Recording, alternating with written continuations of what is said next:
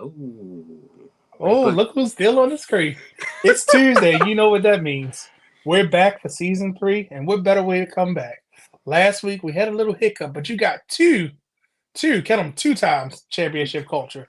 But Two. this You week gotta say it we like you're from Baltimore. Two. two, Two, two. yeah. Two. But let's take a look at championships through the eyes of a fan. Right after we get to this, let's get to it. Oh, let's go.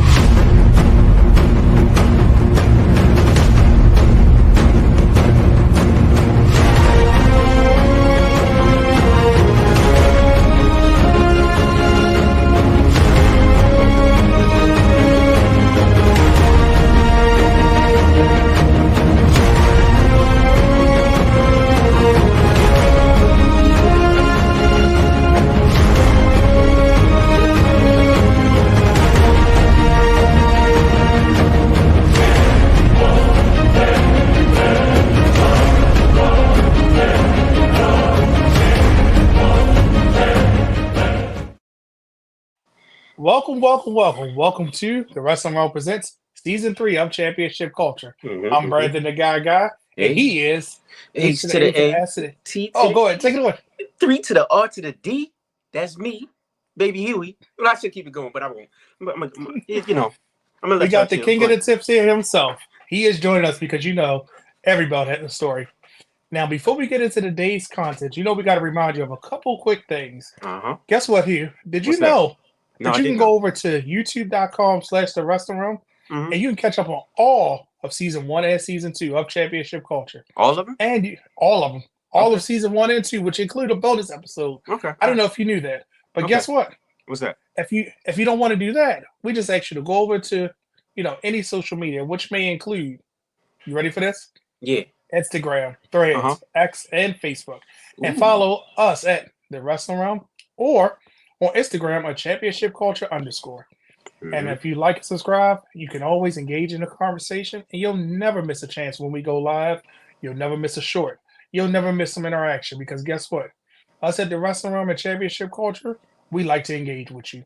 Yes, But if sir. that's not enough for you, you can always download all of our audio content just by going over to Spotify.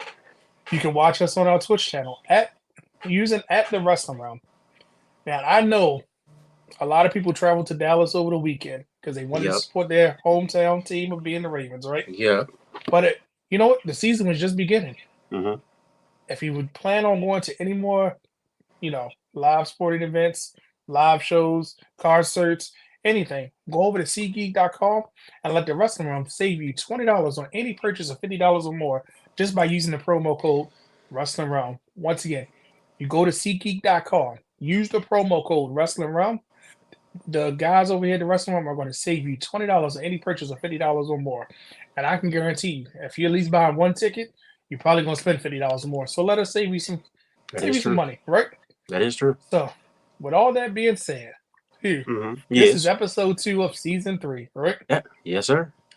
And it seems like, we always talk about everybody has a story. Every belt has a story. But what makes those belts? Because they represent so much to somebody, right? Mm-hmm. They sometimes represent the status, that the wrestler is at, their legacy, which is behind them. Because yesterday we saw somebody add to the legacy Yes, of sir. being the new Intercontinental Champion, right? Yep. The Yeet Man himself, right? They That's were, right. I hate to say it like this, they were yeeting all over that arena, right? Big Yeet. So, but guess what it else does? It What else fuels does it the do? emotions, right? Okay. For both not only the wrestler involved, but also for the fan. So, what better way than a true fan to help us guide this conversation? When I say a true fan, Mm-hmm. I'm not going to say his name yet because if anybody pays attention any Tuesday, there's one thing missing from when we hit start. Somebody didn't say it must be Tuesday. You know what that means. But a lifelong wrestling fan born in 1996, right here in Baltimore, Maryland, a big time sneakerhead, a huge sports fan. So y'all might have something in common here, and a gamer. He's been to so many WrestleManias and live events. Now, here's a tidbit. He's been to 10 straight WrestleManias. Now, you might say, Brad, how is that possible? We had a gap. But it's okay because he still counts. Guess what he counts? You remember which one he counts? That one. That COVID time. It doesn't count. It doesn't count. It's a free space on his bingo board, right? So guess what? It doesn't This count, man, Brady. You Who weren't better physically to there. talk?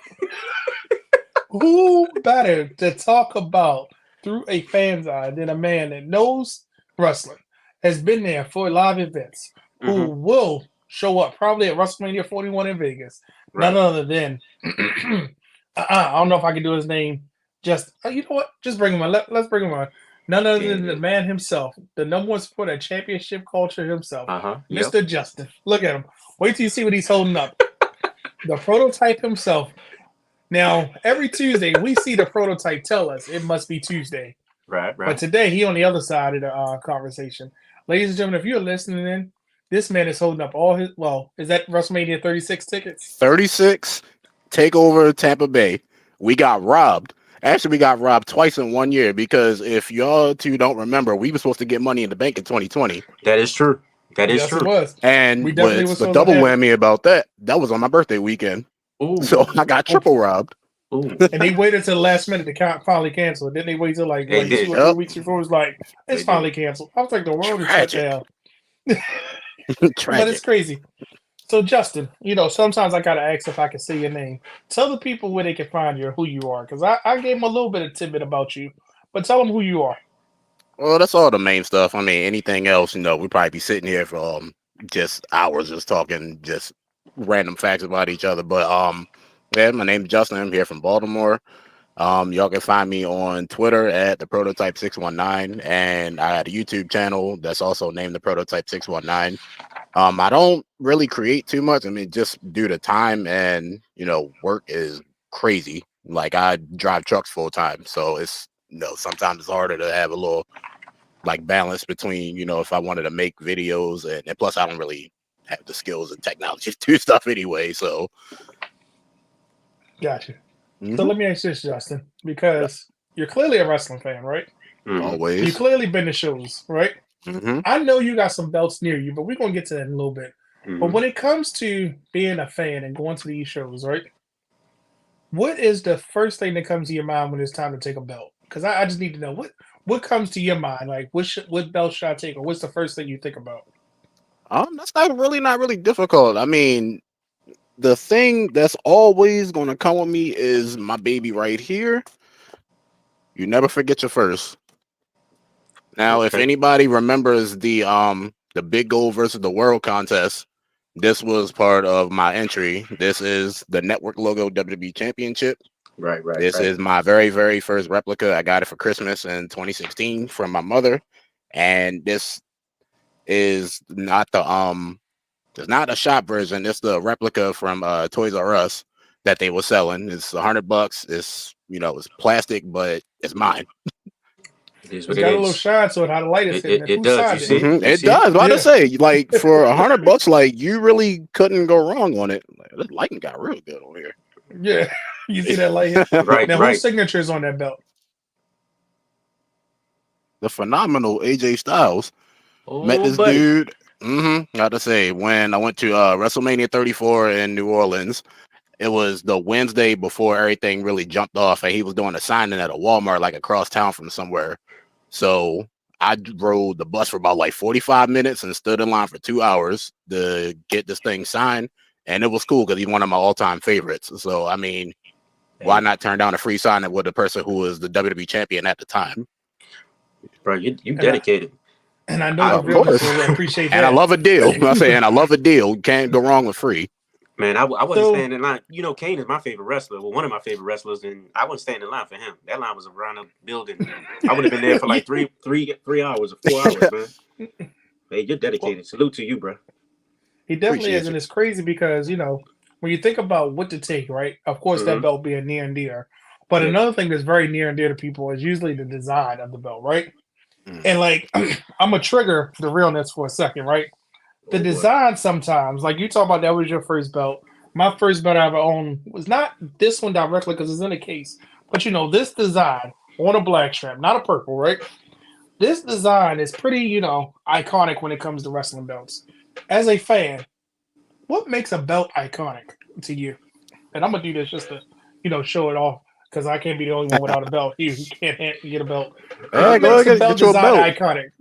He got one within arm's length. It's I do somewhere. It's kind of a big salad of stuff, like because you talk about it's not only the person holding the title, but it's also moments associated with the title and the story around the title. So like if I could think, like remember back in 2008 when Jeff Hardy was on his chase for the WWE Championship.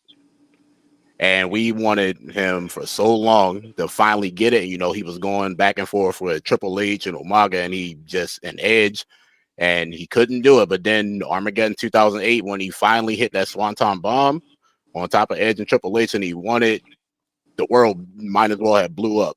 So, like, yeah.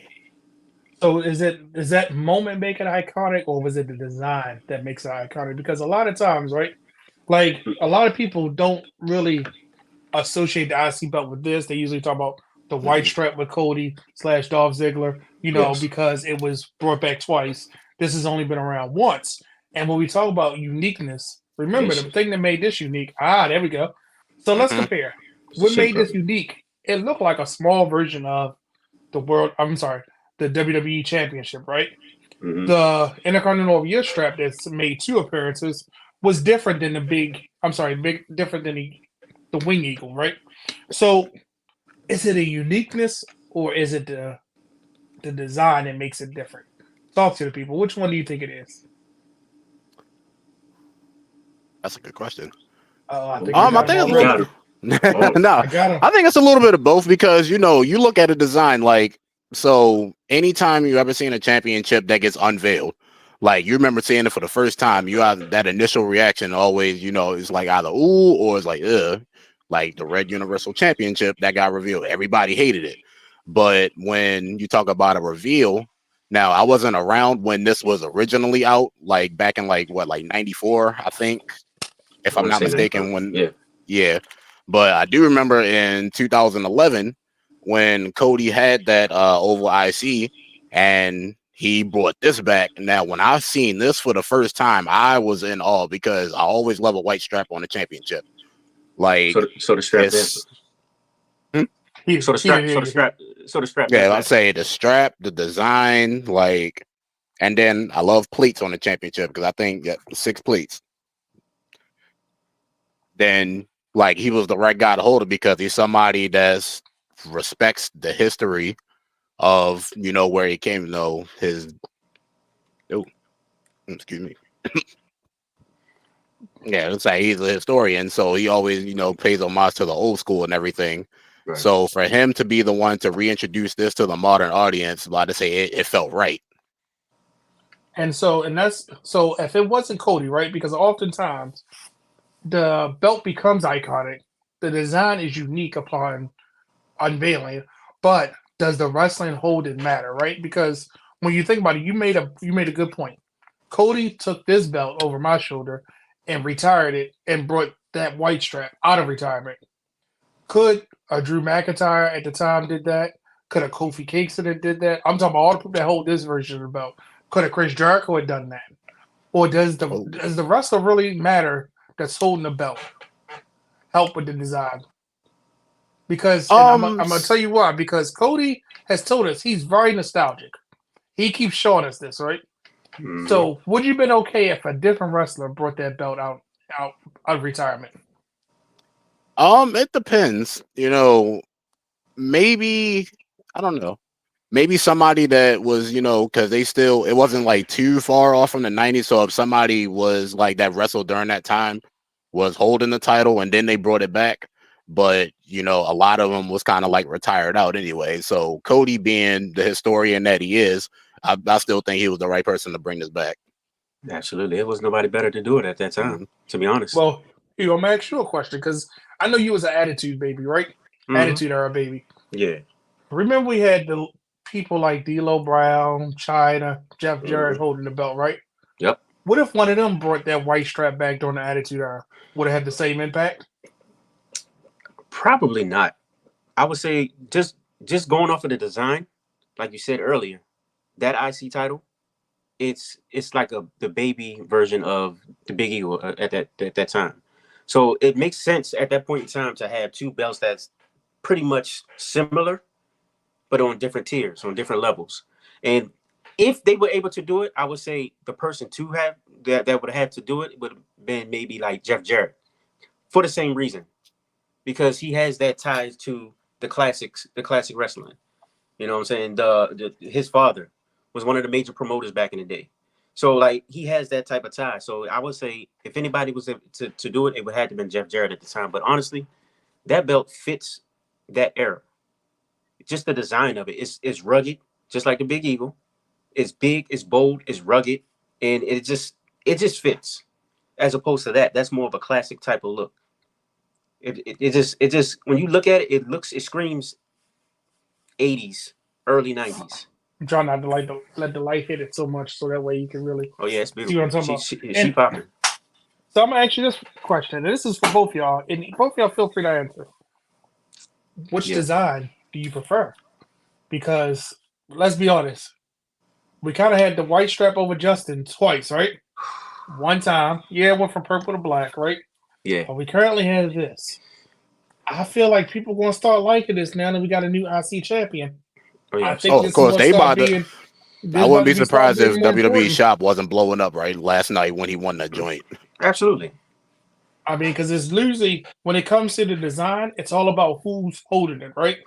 Because nobody really paid attention to this when Shinsuke won it. They was like, "Why did Shinsuke have to bring it? There was nothing wrong with the other belt. Let us have this belt." But then AJ Styles had it, Sami Zayn. Then when Gunther got it, everybody was like, "Oh, the Intercontinental title is prestigious. Oh, this design is very prestigious. Oh, look, the belt is back to being, what it should be versus the wrestler holding it, right?"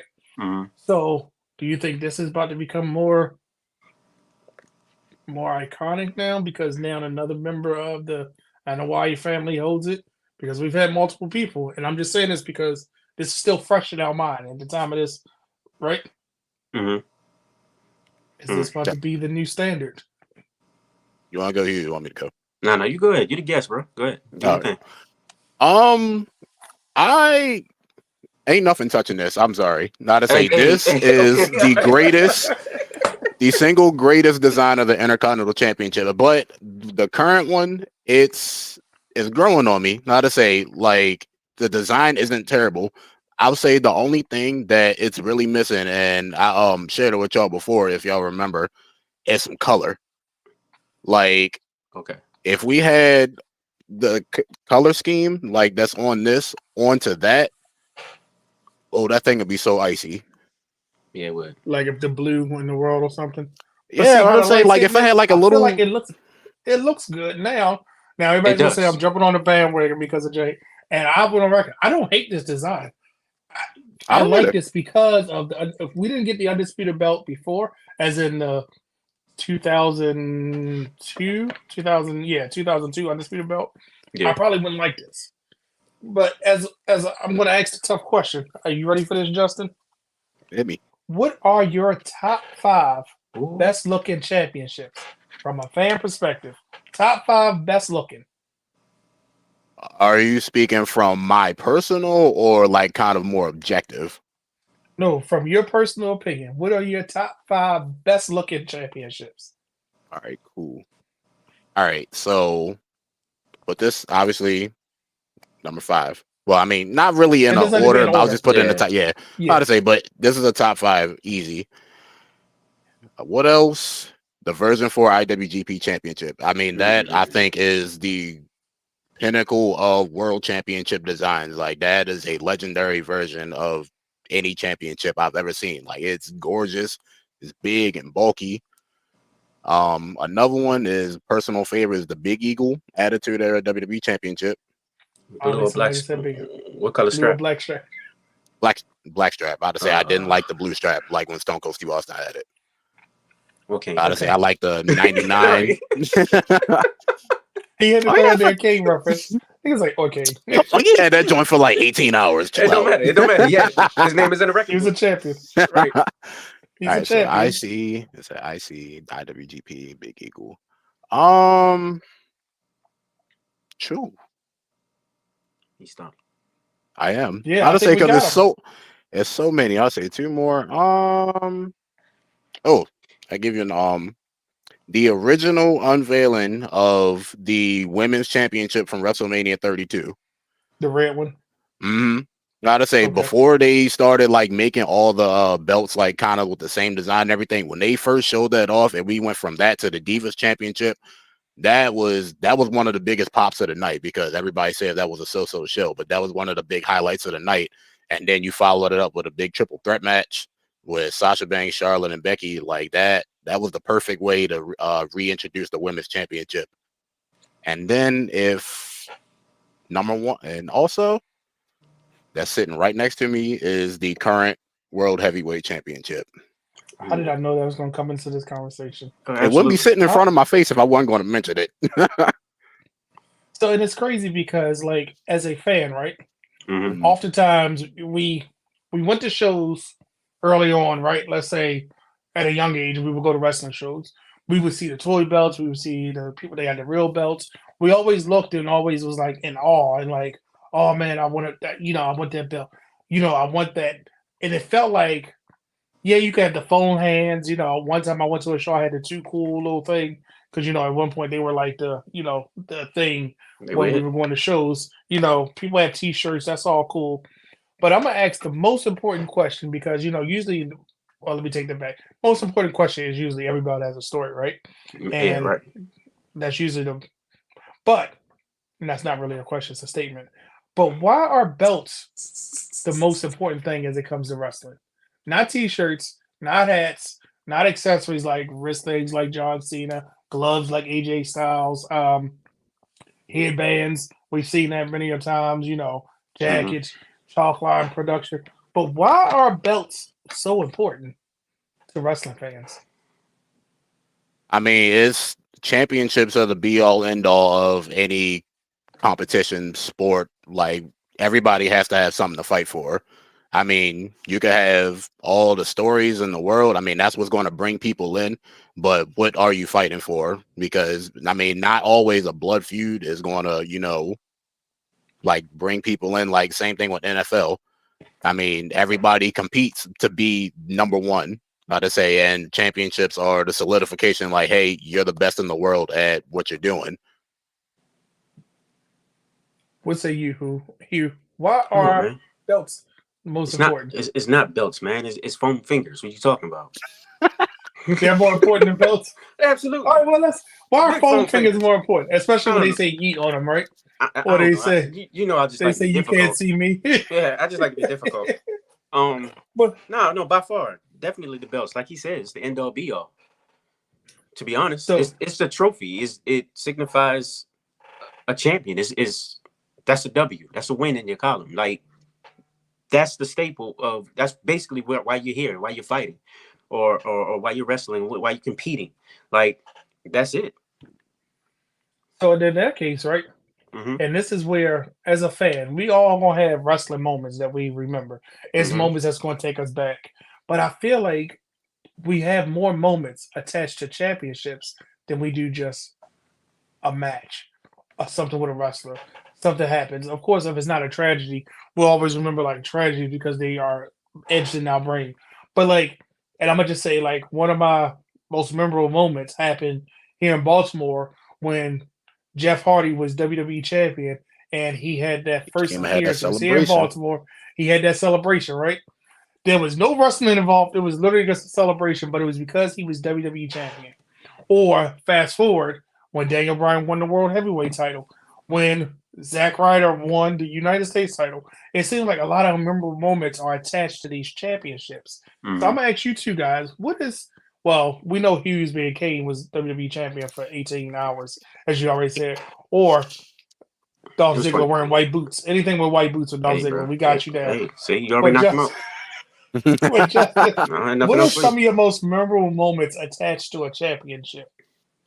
I'm gonna throw a shout out to my mans real quick. Remember No Mercy 2016, Dolph Ziggler and The Miz. Now, I believe that match should have been the main event of the show. I don't remember what was the main event of that show, but I know it wasn't The Miz and Dolph Ziggler. It doesn't matter. Not to say, but the story that Dolph Ziggler and The Miz had going into that match, like with him putting his career on the line with the title, and then they had an excellent match on top of it. Like that was chef's kiss. And then if we talk about my childhood, my biggest all-time championship victory moment is from my favorite pay-per-view all time, Backlash 2000.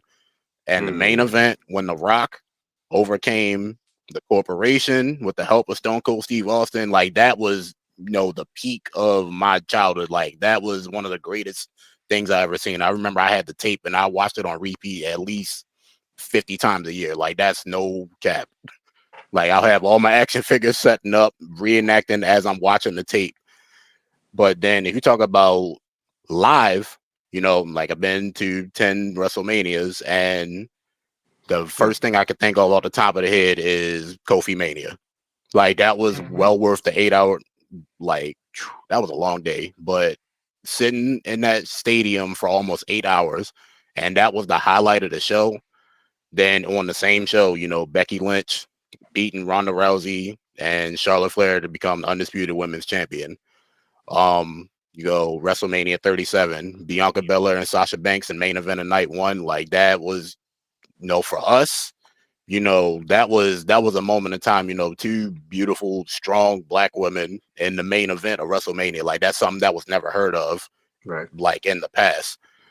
And then this year, Brother Rhodes winning the championship after Brother Raheem, yes. Brother Rhodes. Cody Raheem. Always support a black man doing good, man. But that because I was so invested in that, like he's watched the show too many times. I say like that was like when they came out with that joke, like I stuck with it. I had to say, you know what? He's accepted. Like he comes to all the cookouts. All of them. Oh, and then here's the other problem, right? Mm-hmm. Because sometimes in history, and it'll tell us, there will be moments that will change your opinion about a championship, right? Like, for instance, as a wrestling fan, it's just like, well, let me say, as a belt person, there are certain belts I have to have in my collection, right? But there are certain moments that will change your whole perception of a belt, right? When the Universal title debuted, you mentioned it, right? It was like, ugh, it was a red belt. But it was because Finn won it. It changed my perception. I said, okay, I'm going to get behind this belt. When it turned blue, I was okay with it because the Fiend had it. But then I really I said, I didn't need to buy it until Roman made it special. You know what I mean? So what are those moments that would change your perception? First off, what's the belt? And what moments made you pay attention to like, you know what? This belt ain't too bad after all. Ooh, that's a good question. Look at here. I never really hated a championship, about to say, because I look at them and like I'm not the one that made it and invested the money and put it on TV, so it is what it is. It's not always the championship, it's the guys and girls that make the championship. So, if they doing big things with it on TV, I ain't got no choice but to love it. Like when the Universal Championship first came out, I wasn't too big of a fan of it. I was like, because I preferred the WWE Championship, with the black strap and everything, and it was just too much red, and that wound up being the first metal replica that I ever bought. I wasn't going to buy it at WrestleMania 36, but obviously things happen. And stayed in the house all summer. Took advantage of. They refunded the ticket money, and I bought that joint. And it was at my house in 5 days. So, okay, hey, yeah, so but I never really hate. That was a win, right? Yeah. I'll take that. I'll say that was a summer collecting spree. We was in the house. I ain't had nothing else to do but shop online, and that's how my collection got started. Hey, there's nothing wrong with that. Not at all. And Hugh, what say you? What moment made you change your opinion about a belt? It was the debut of the 24/7.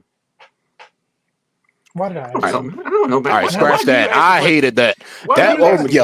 When I say trash can water, that was straight trash can water. I don't know what was going on. Trash can water. Oh, Vince McMahon was in his bag of trash. Hey, bro, he said trash can water. Okay. Who asked for it? Like, who really asked for that?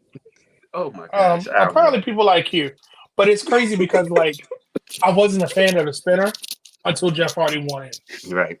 Oh, you know what I'm saying? Like, I was like, this thing is garbage. And then Jeff Hardy won. I said, I'm okay with it. I'm perfectly fine with it. I'm perfectly fine. Like, the pity belts, I was never okay with them until I saw the New Day's custom belt, and I was like, you know what, this belt ain't too bad. Like until Marty Bell and Michin won the TNA Knockouts belt on Blackstrap, then I became okay with it. So that's what I'm saying. Like it's always some moments that'll make you think like, you know what, this belt ain't half bad because when you get behind them, because you mentioned it, it's what makes the belt special. Is it the wrestler or the moment? And to me, I feel like it's always the wrestler is going to make the belt special because the World Heavyweight Championship in the Big Gold version was looked at as the secondary title after Triple H dropped it, right? And then we had people holding it like Jack Swagger, Right. Alberto Del Rio. All of these other people were holding it. It was like, that's the other belt.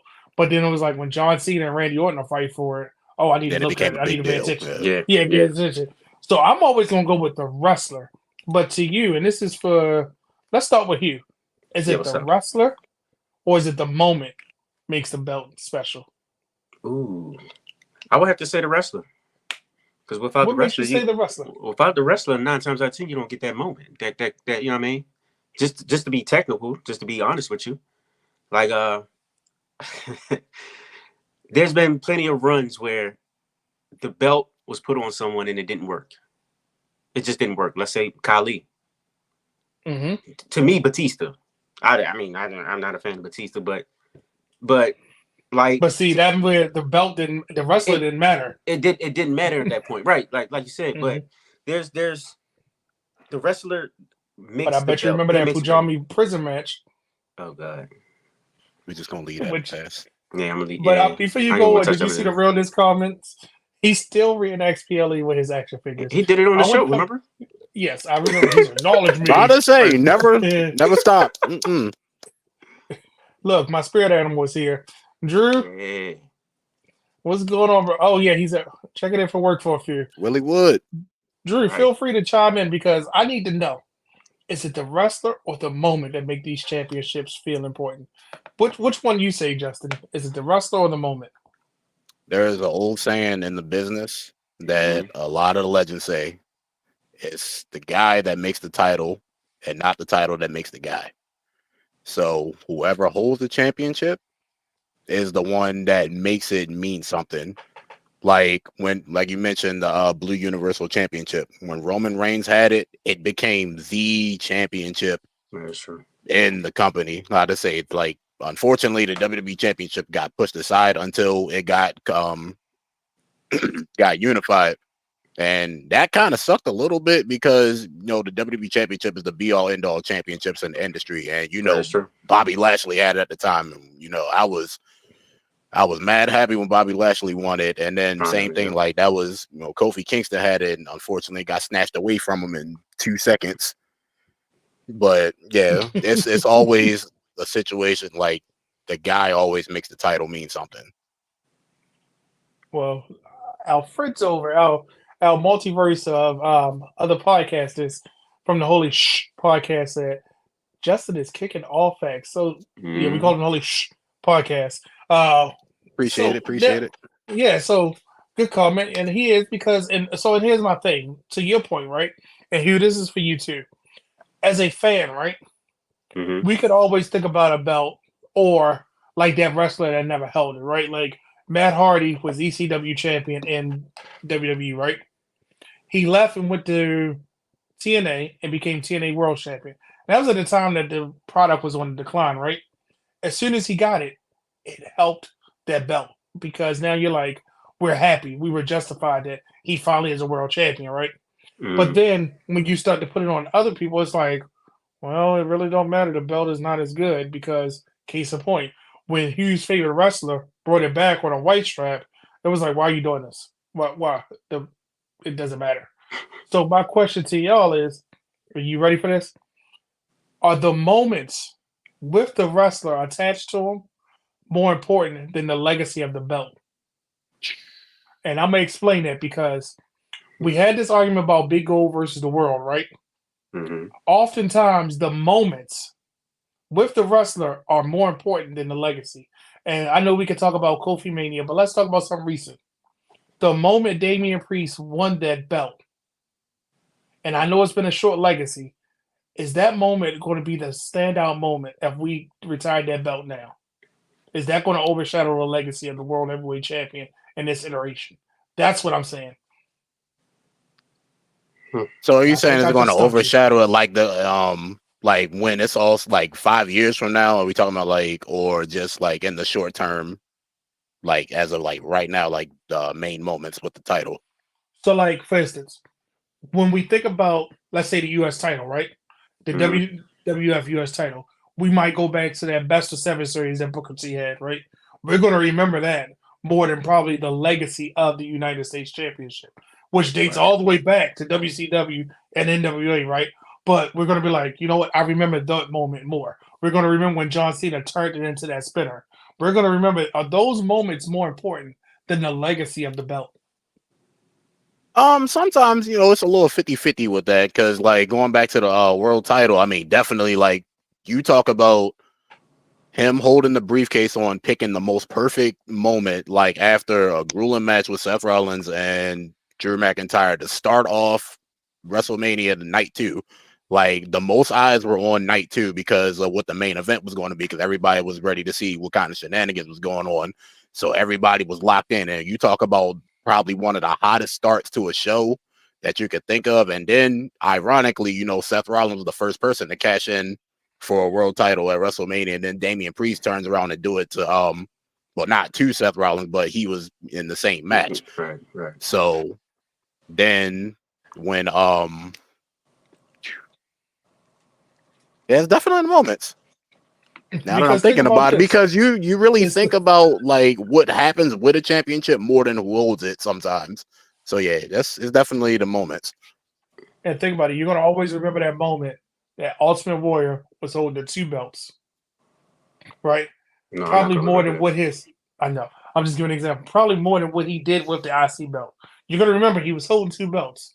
Like, we're always going to remember those moments, like you mentioned about Becky Lynch becoming the first ever, undisputed women's champion, technically, right? Because she held both. Because right? you look at, if you look at like lineages of like who holds the championship, I mean, it's people that I think should have never have been world champion. That's in the lineage of some championships, but like, so it's definitely, you remember the moments more. So yeah, definitely more moments than which. And see, and Drew said he doesn't think it overshadows it. So Drew, you might have to explain that, because I feel like these moments do overshadow the legacy. And to be honest with you, even though that European title, I'm agree with you, is underrated, right? That's one of my There were favorites. some moments that stood out to me with their European title. D'Lo Brown, anything with D'Lo Brown stood out. That Eddie was probably, Guerrero. I mean, if you think about it, when he won the Intercontinental and the European title, just his European title run to me, I felt like should have been more. We could talk about the British Bulldog. We could talk about Shawn Michaels. They are bona fide icons that were already on their way up. D'Lo took something that probably wasn't supposed to be important and had those matches that you're like, oh, well, I want to look at this European title. Right. And even Realness said it's definitely underrated. And that's what I'm saying. Sometimes those moments overshadow the legacy of it. And I know that the European title has a small legacy to look at, but from a fan's perspective, I might not remember every single, let's say, European champion from that time, because at the end of it, it was like default William Regal, right? Let's call it what it is. I'm not downplaying William Regal at all, but when it comes to what is more important, is it that moment or that legacy from a fan, and not from a collector, not from a wrestling person? I'm just gonna remember, oh, D'Lo Brown, when you see that European title. Just like that's probably gonna be the default for a lot of people. But and I know I went on a tangent a little bit, and you probably wasn't enjoying that. No, go ahead. So, and then it's like, does that elevate these championships? Because when you're a fan, right, people are doing things, you're watching them, you're like, oh, this is great. Now I need to get this. Does that help you? Does these moments help you want to break the bank, start to add more to your collection? Because you got a world heavyweight title there. What made you want to buy that and not the undisputed WWE Championship? Well, me and my little brother, we share a collection, and I surprised him with this for Christmas. So, because I think the year before he wanted the Blue Universal Championship, and I got that for him. So this was more of a surprise that he didn't even know about. But these joints are like $400 or $500 right now, and roughy so can't really buy them as much as you used to. I'd say I need to start paying attention to some sales. I'd say Absolutely. You got to know your price range. You got to know, as a fan, don't ever buy a belt at a show, because unless it's that one in a lifetime belt, that's the only time you should get them, because you're probably never going to see them again. I.e., there hasn't been a time belt. where I had just $500 in my pocket going to a show. But to buy it at the show, I mean, they've run the sales literally the same night. You can get it for less than 25-30% off on shop at the same night. So unless you really got it like that and you just want to get it right then and there, like the convenience of being able to buy it at the stand right then and there and take it home with you, ain't got to wait for shipping and nothing. I mean, it's cool, but that's still $550. Absolutely. Yeah. And before we move on, because I know that Realness is going to love this. X-Pac versus D-Lo, those matches, see what I mean? All of them. I'd challenge anybody to remember a different European title moment besides this one. This is the other thing that pops in your head when he got.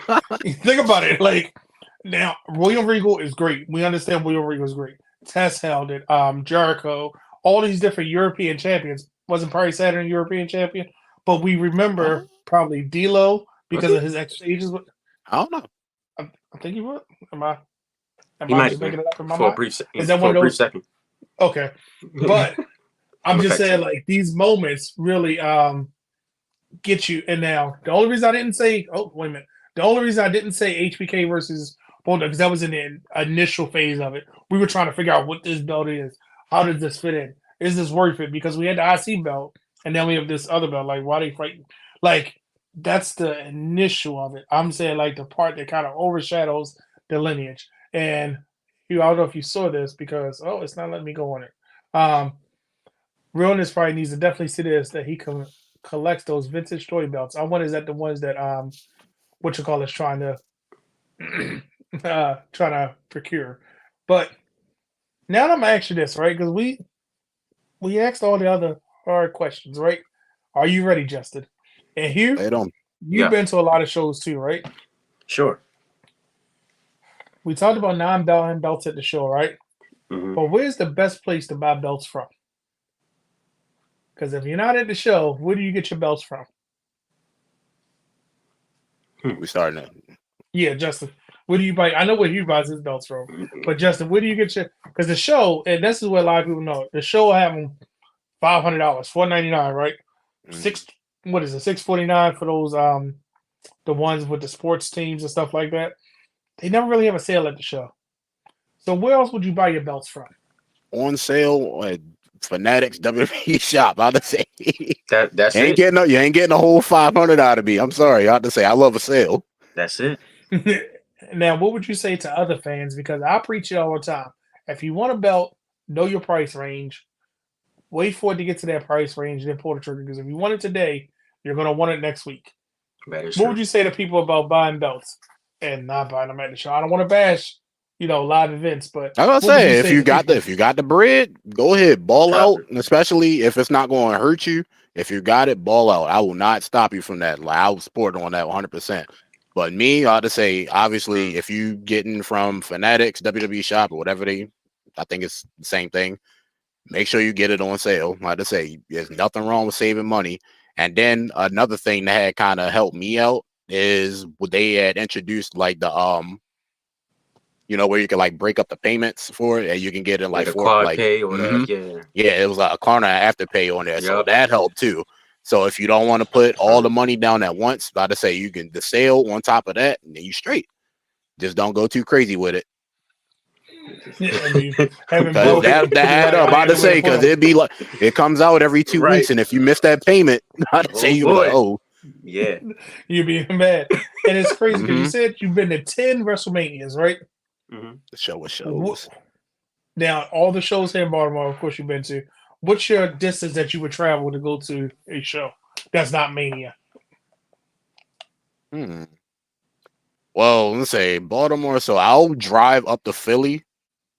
But I say if it's not more than a 2 or 3 hour drive, I would the furthest I'll probably drive up is probably New York or so because like I'm off on like Tuesday, so like a Monday Night Raw up in like Barclays Center, I wouldn't mind going up there for the day, or like I'll drive down to DC for it. So pretty much like just as long as I can stay on 95 the whole time. But if a pay-per-view, that depends if I'm off the next day. I mean, normally I'll just take off, but I'll definitely drive a nice little chunk. But I say I'm not going west though. I'm gonna say as long as I can go up and down 95. I like you. He will go to Tennessee. Hey, bro. Hey, you daggone right. I'll hop on a plane or bus in the first. I'll just say, if it's anywhere west or really far south, because I think from here to Atlanta, now I thought it was like a 8-hour drive, but that joint is like a 12-hour drive from here to Atlanta. Yes, sir. But yeah, if I can get there in a nice little 3-hour car ride at maximum, then I'll be straight, because the longest road trip I ever took was going up to 35. That was a 24-hour day, because I got up at 5 o'clock in the morning, WrestleMania Sunday, got myself ready, hopped in the car at 7. I ain't take no tolls on the way, so I had to go up the long way up the MetLife. I say I wasn't playing no games. So I say, went up there, got to the stadium at 11, hung out at the stadium all day. The gates opened at 4. And WrestleMania 35 is long, is like the show ended at like 12:45. And I feel so sorry for anybody that was at that show that night, because after the gates let out and everybody was like filing out, it poured down raining. And I was so thankful that I drove, and I got a parking spot that was right in front of the gate where my seat was. So I was pretty much in the car like 5 minutes after the show was out. And just as I was pulling out of the parking lot, it started pouring rain. And then it was like they was having an issue with like the transit system getting to and from New York City. So it was people out there stranded to like 3 or 4 o'clock in the morning. Hey, that's crazy. That was the crazy part. People forget how to drive when they're leaving places. And it's crazy because I thought that D. Willie put this on one of his shows. But he said, let's not talk about my experience driving to Philly last December. D. Willie, is that a Rum After Dark? Is that championship just a tip? Which one is it? Because beyond the tip. That's beyond the tip. Because now I'm intrigued about what happened to him. Because as a fan, and that's why I always ask, because people seem to forget that, a budget is a budget, right? Mm-hmm. People forget that, when it comes to buying belts, when you go to the show, if you got to buy chicken tenders, make sure you get barbecue sauce or honey mustard with it. Don't be raw dog and chicken. Get some mumbo sauce. It's chicken tendies. Say it correctly. Thank you. I'm an adult. I'm an adult. But I always caution, because when you take a belt, right? When you take your belt to the show, do you let people take pictures with it? Do you let people hold it? Do you let people touch it? Or are you very protective of your belt? I love the kids, man. I just say one of the first times that I took my belt to WrestleMania, like I think 33 was the first one I had took. It was people that was sitting in my section, like, asking to take pictures of it. And then, the little kids, just the look on their face when like they holding it and they sitting there, like that's priceless. Like, gotta show love to the kids, man. That's true. Not everybody can have it. Like, you don't know what people's situations are. And then like if you're fortunate enough, to have these, let's say it's, some people just look at it as like just a prop, but like these are special, and not everybody has the chance to have them. So like see a little kid get excited, like if I can make somebody's day like that, I mean that's priceless. And that's the part I think that people miss out on, because a true fan understands what it's like to be on the other side of the spectrum, seeing people walk past with belts, seeing people with the foam fingers, as you try to say, seeing people with wrestling memorabilia, just to have that moment with that title means a lot. And it's always about those moments. Like growing up, like, I didn't really, have, too much, like outside of, I could get like probably like the game for Christmas every year or my birthday, or like get some action figures here and there. But like the t-shirts and stuff, like, we didn't have much growing up. So, I mean, when I was able to go out and, get my own stuff and start paying for my own tickets to the shows, like you appreciate it more. Likewise. Yep. Yep. I understand that. And I'm the same way. I'll let a kid hold it. And some adults with my custom belts, they're usually like, oh my God, what is that? And I'm like, okay, here you go. But at the end of the day, I'm like, it's all about that experience. Exactly. And as a wrestling fan, as a belt fan, as a just fan of the product, these belts are attached to a lot of different things. Yeah, I get a little sad if a jewel is missing. I get really angry if it's scratched Mhm. because that's the cost of being a fan. And it always comes back to what if that person held that belt and that made that memorable night for them? Because it's a pain in the butt to take a belt with you to a show, but Yes, it's it is. rewarded at the Ain't same that time. bad. It It's is. It's pretty bad. it's pretty bad. Trying to take For real, 'cause then nah. Now, if you're one of those guys, like, cause I remember when I used to go to Access and stuff, like before they changed it to WWE World, like I would I see already know people what you're about to walking say. around I already with know what you're like about to say. 4 or 5 belts. Like they'll like have, this. it'd be some of the skinny people. They'd be having like 2 belts on the Like waist. this. They had 2 on the shoulder. Like, yeah, I just say like 2 at like you making it hard for yourself, especially if they the ones that got some weight on it. Like, come on now, you knew you was gonna be tired. That's true. That's hmm true. That's true. So, Justin, this is the part where we usually say, "You ready here? Are you gonna do the thing? Go Am ahead I here. going to do it? You want me to do it You gonna today? do it? Yeah, go ahead here. I gotta get close to my. Do the thing." So this is the point of the show where we say, "Go ahead here." Every belt has a story. Every belt has a story. So we know for Big Gold versus the World, your story was about the WWE Championship, right? Yes, Mhm. sir. But this is your chance to tell us, and you can pick it. Oh, look, he put it back on his shoulder. Yeah, it is. hmm We say everybody has a story. I can't wait to hear yours. Tell the people of the story behind that belt. It was Christmas of 2016. hmm We was all over at my sister's house, opening presents, eating breakfast, just laughing and having a good time. My mom, now I wasn't expecting this at all. My mom points over and there's a giant big box. She's like, grab that box for me, and it had my name on it. So I started to rip the top open. Like I had no clue what it is because she didn't like mention anything about it. Cause like I was already an adult at that point. So like we already discussed like if we want something for Christmas, we just straight up asked for it. Right. But this was completely unexpected. So as soon as I ripped open a little bit of the tissue and I seen the shine, I dropped to my knees in the middle of the living room floor. It was starting to come down, and then I was ripping the paper open, and like it was literally like it was right there. Like I couldn't believe I'm sitting there. I was a big kid too. Like I jumped in my mom's lap at everything, ripped that box open, and then when I kid you not, I went downstairs because I had my PlayStation with me. Went downstairs, put on the WWE Network, and went straight back to WrestleMania 31. That was the first time I got to go, and we all know what happened in the main event when Seth Rollins cashed in. He took that title up the ramp, and he swung that joint over his shoulder. Man, I was in the middle of that living room floor, and I was sitting there swinging the hell out of this championship. Like that was like I was there. I seen it. This was the belt that he had. So yeah, and then it's been with me ever since.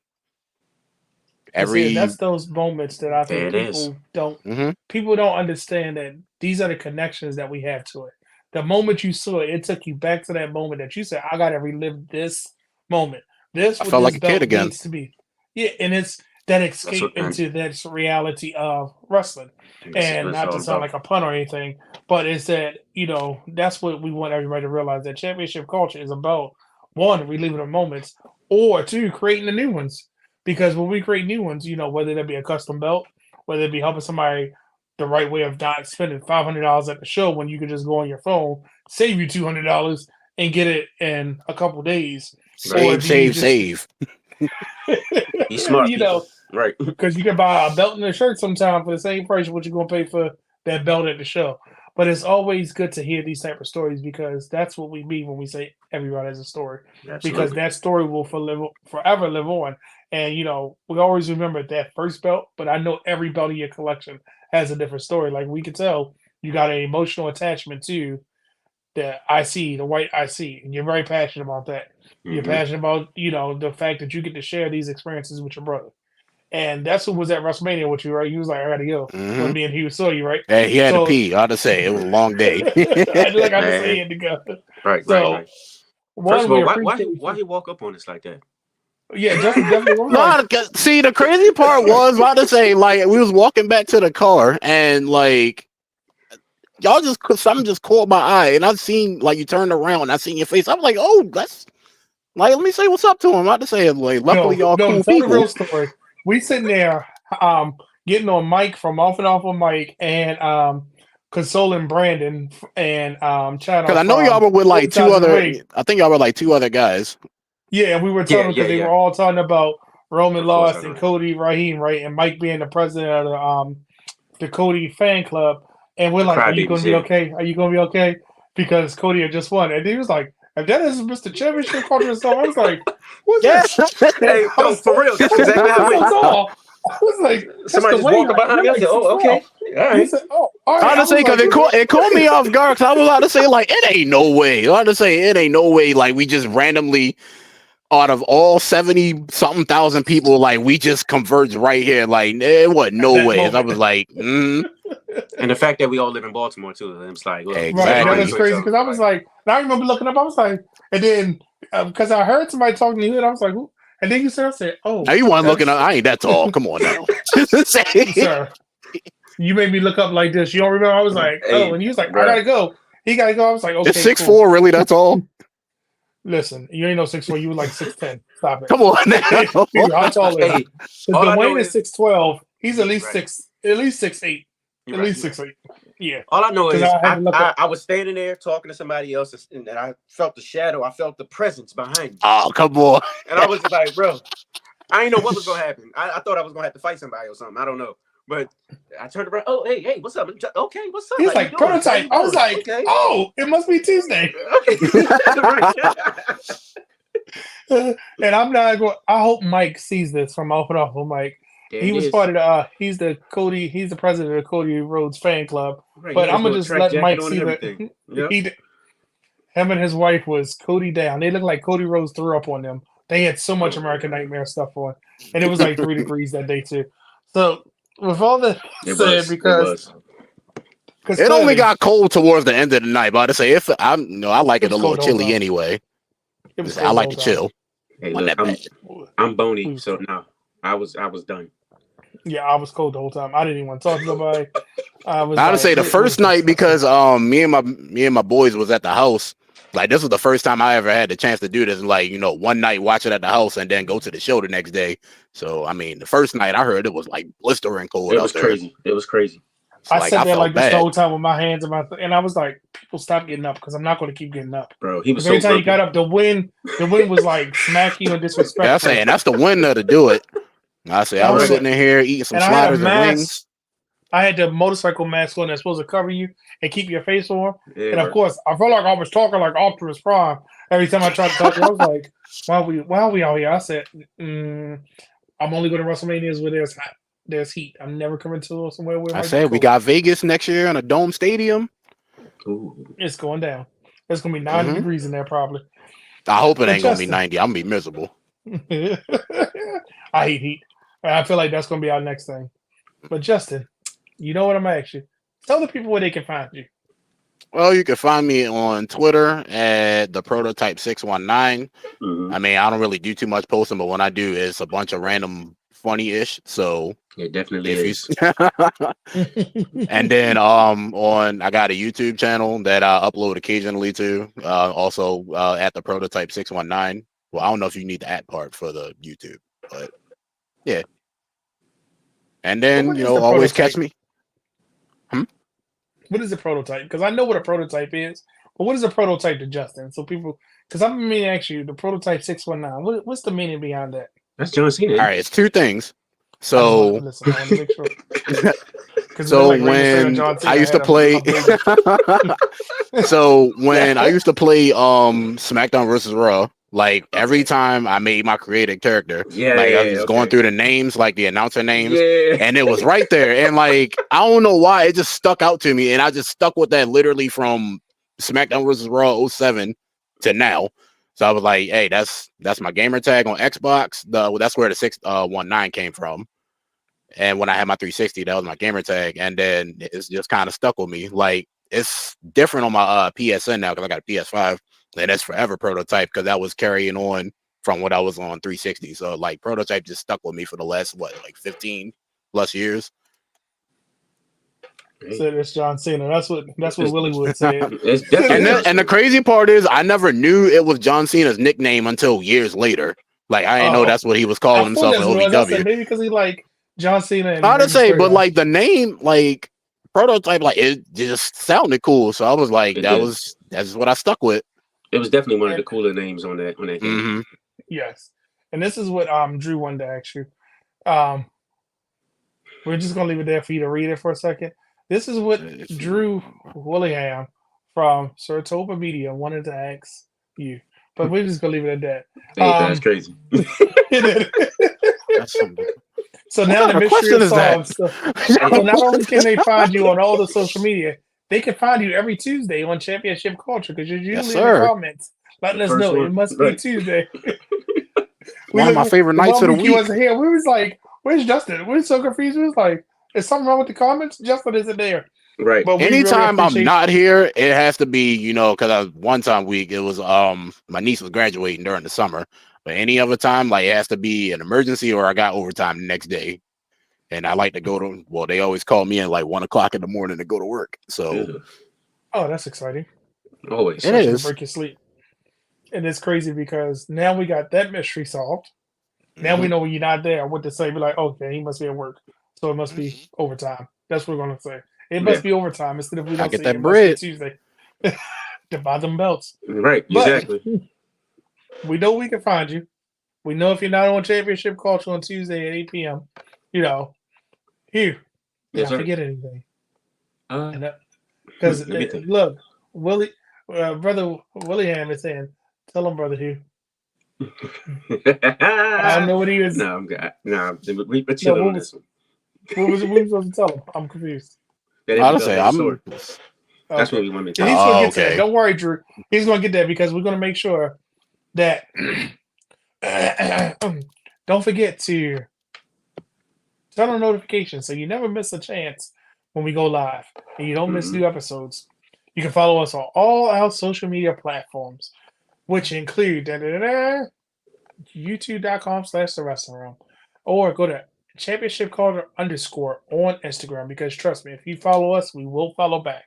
Don't forget, just like Justin does, tune in every Tuesday at 8 p.m. for our next episode of Championship Culture, where next week, it might be a special message coming towards you. You don't know. Bro. It might be a special message because, next week is the first. A lot of stuff is happening on the first. Check it out for a special message. But I'm going to tell you this. I want to thank everybody for watching tonight. Thank you, Justin, for joining the Championship Culture Boys, as we've been dubbed. We appreciate you. I'm Brady the Gaga. That's H to the A to the S to the T to the H to the E to the 3 to the R to the D. That's right. You said it right. I said it right. That's it. And just because he was here, I'm going to say it. Don't forget, every belt has a story, and I can't wait to hear yours. That's right. Don't forget to touch the tip.